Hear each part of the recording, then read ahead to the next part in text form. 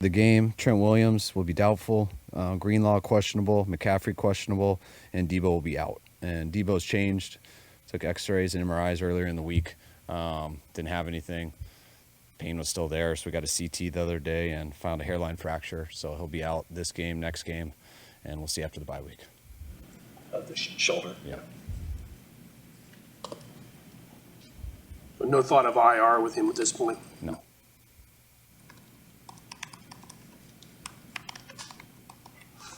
Does that change anything that you do offensively without having that versatile weapon at your disposal? Yeah, it's always different. That's what we did last week. Weren't sure of him throughout the week, so we've had contingency plans as it goes, and he's been banged up the few weeks before that too, so give him a chance to hopefully settle down and come back 100%. Are you encouraged with McCaffrey getting out there and running around a little bit and seeing him on the field? Yeah, it was good to have him out there today. We don't do anything really full speed except for 7 on, but the fact he was able to go out there today and feel good, just give him a chance, and we just got to make sure he can go into that game on Monday and feel real good. What's one thing about the Vikings that keeps you up?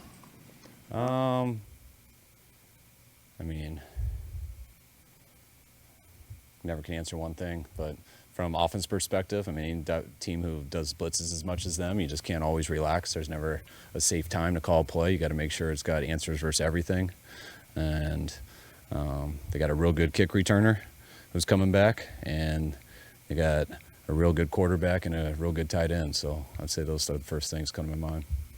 I've heard you talk about just the consistency of Kirk Cousins, and I think I've even heard you use the term automatic. What does that mean exactly? It means when there's something you're prepared for, something you've talked about. Hey, they run this coverage, we're doing this play for that coverage. When it's something like that and he gets the look that something he's prepared for, he's going to see it every time, and he's going to make the throw.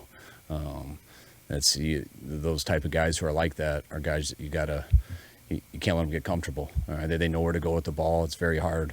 They can recognize all the coverages that you do, and then they're extremely accurate and stuff if they have room in that pocket to get the ball wherever it needs to go.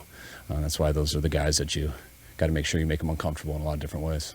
Basically, a guy who, as you prepare him during the week, he's able to carry over the coaching to the games. Is that basically what he does? Yeah, it's more. Everyone works on that through the week. Everyone knows coverages and where it's supposed to go, but sometimes when you get in the heat of battle and in that pocket, it's not always that way.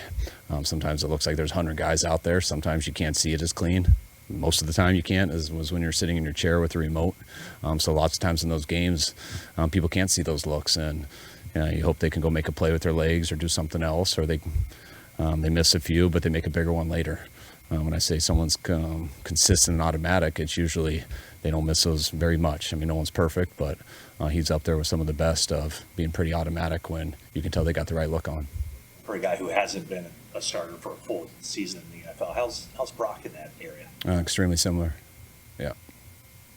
You assume Jalen Moore is the next man up if Trent can't go? Yes. How do you feel about his progress? I think he started since last year when Trent was hurt. The good thing with Jalen gets a lot of work with us. Trent with his age and stuff, he never really goes on Wednesdays. So Jalen's always going with all the reps on Wednesdays. He got a ton of reps in preseason, all the games and everything. So he's ready for this moment. He's been with us for a while, and if he's got to step up, which is looking that way right now, he'll be ready. He's had a good week.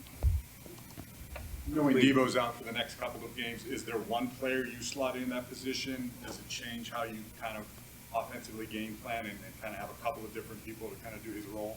Yeah, all running backs can do that role, and then we use the receivers to do his role that he does as receiver. So Deebo's a pretty unique player.